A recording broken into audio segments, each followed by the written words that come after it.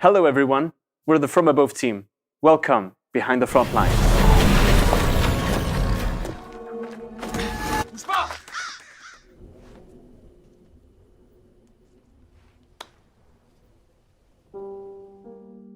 The story of From Above is inspired by a true event, the Christmas truce in 1914.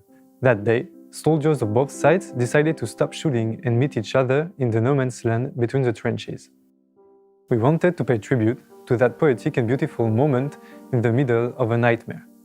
To portray each of our three characters' mindsets in those difficult times, we used shape language to make them unique and appealing. To echo the damaged environment, we modified the proportions of their facial design. In addition to historically based uniforms, we sculpted and textured sharp features, and we were not light-handed when adding mud and dirt.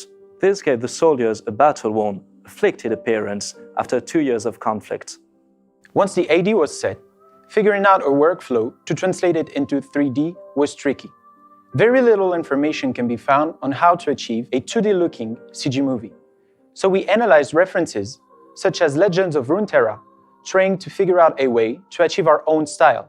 We came up with an idea to treat our renders as illustrations by splitting them into multiple layers and using them in compositing to fully create our beauty. This compositing-based workflow gave us complete control over the character's look.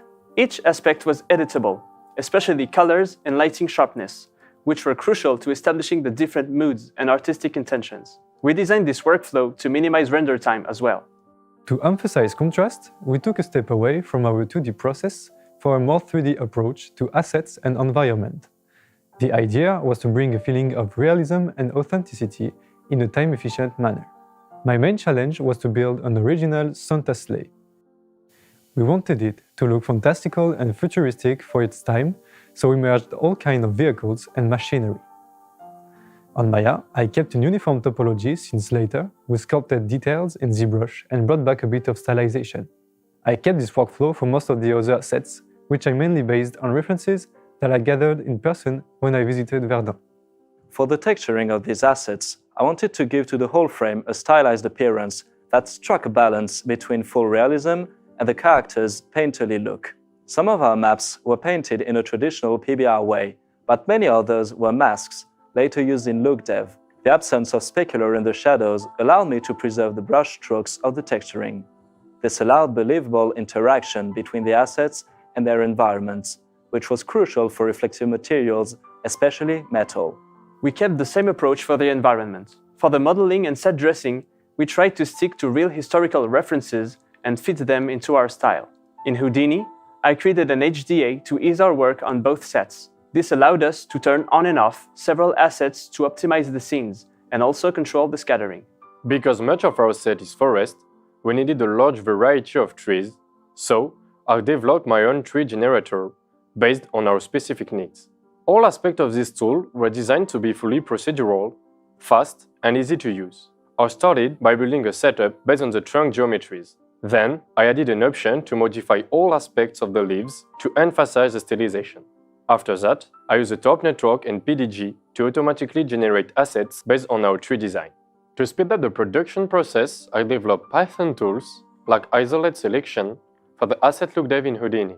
Finally, I created a backup file script that enabled a procedural workflow between the different types of software. For the animation, having three characters with clearly different origins led us to a narrative choice. Each character only speaks his own language and cannot understand the others.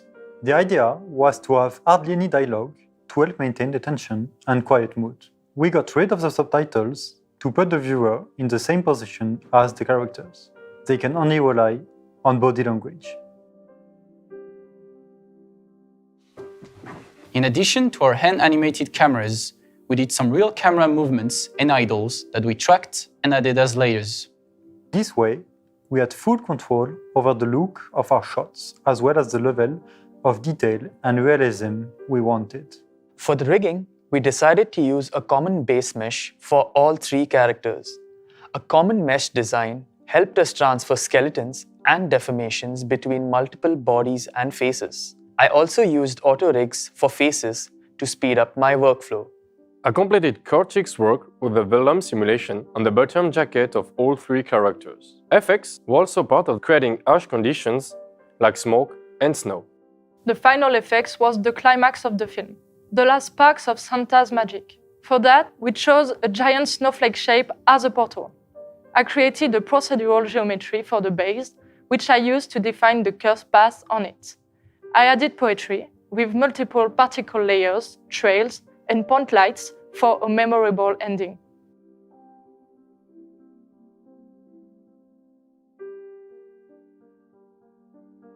We are glad that you shared that truth with us. We hope it was a peaceful moment. But it's now time to carry on. We bid you farewell.